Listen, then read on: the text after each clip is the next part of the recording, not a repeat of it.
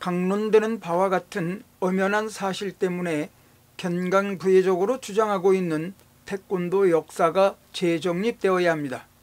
태권도를 유구한 5,000년의 역사를 가진 우리 고유의 전통 무도라고 주장하는 것은 정보통신사회인 현 시점에서는 허구입니다.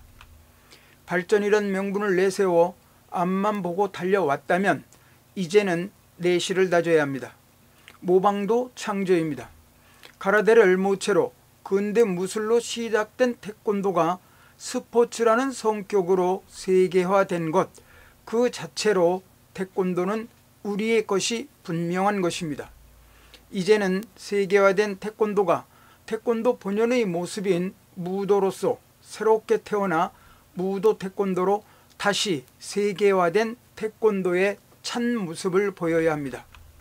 관을 중심으로 살펴본 태권도 형성사, 태권도 반세기, 태권도 현대사, 노병짓 관장의 친필 서한을 참고로 해 해방과 더불어 태동대 현재에 이른 태권도의 근대사를 재구성해 강론합니다.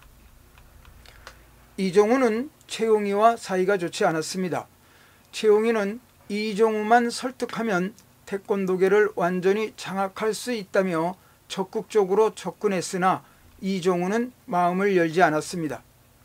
이종우 입장에서 최용희는 무도 개념과 태권도의 세계화는 관심이 없고 자신 욕심만 차리는 사람이었고 특히 최용희의 왜소한 체구에 반감을 갖고 있었습니다. 최용희는 오도관을 발판으로 전체 태권도계를 자기 세력화해 나가려는 의도를 가졌습니다. 그 계획을 완성하고자 반대 세력들을 요리집으로 불러 연회를 베풀면서 설득했습니다. 그 계획 추진에 뒷배가 된 것은 당시 기세 등등했던 장군들이었습니다. 대한테스토협회 신임 회장으로 들어서자마자 자기 마음대로 테스토를 태권도로 바꾸는 등 최용희의 태권도 장악을 이종우는 절대 용납할 수 없었습니다. 이종우 입장에서 태권도란 명칭은 최용희가 만들어낸 국적불명의 명칭으로 결코 용납할 수가 없는 명칭이었던 것입니다.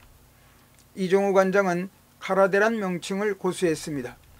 특히 최용희가 정계 실력자들까지 동원해 막무가내로 힘을 휘두르는 것이 못마땅했습니다.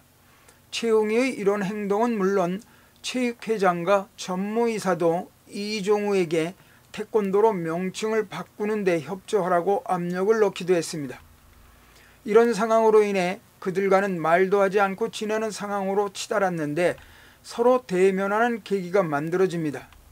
김기수와 벤베누티가 장충체육관에서 타이틀전을 할 때 구경 갔다가 서울신문 기자 연병해의 중재로 화해를 합니다.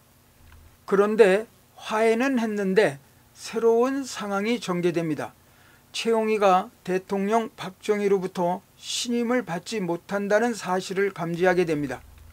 사실 박정희는 처음부터 최용희가 마음에 들지 않았다고 합니다.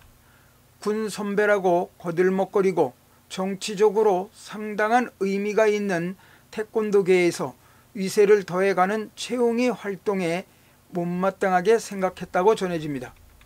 특히 최용희는 소령 재직 시절 여수 반란 사건의 피의자였던 박정희에 대해 사형을 구형한 판사의 한 사람이었던 악연도 있습니다. 이종우는 최용희를 몰아낼 계획으로 엄윤규 등 동지들을 규합합니다. 당시 규정은 회장 취임 1년만 넘으면 이사회 결의로 불신임이 가능했습니다. 그런데 표 점검 결과 한 표가 모자랐습니다. 이종우는 노병직을 체육회 부근 도심다방으로 불러냅니다. 다음 회장은 누가 좋겠습니까? 왜? 최 장군이 좋잖아. 쪼맹이는 이제 안 되겠습니다. 무슨 소리야? 그 양반이 아니면 누가 하겠어? 노 선배가 하십시오. 처음에는 최용희를 몰아내자는데 미온적이었던 노병직은 자신을 회장으로 밀겠다는 이종우의 제안에 내가 무슨 회장을 하면서도 결코 싫은 표정이 아니었던 것입니다. 노병직의 합류에 자신감을 얻은 이종우는 총회 당일 아침 최용희를 찾아갑니다.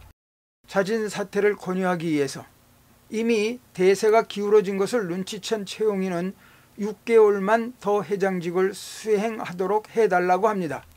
하지만 이종우는 거절합니다.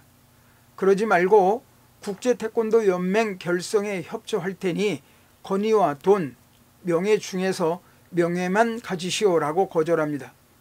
이런 이종우의 거절에 최용희는 다른 선택의 여지가 없었습니다.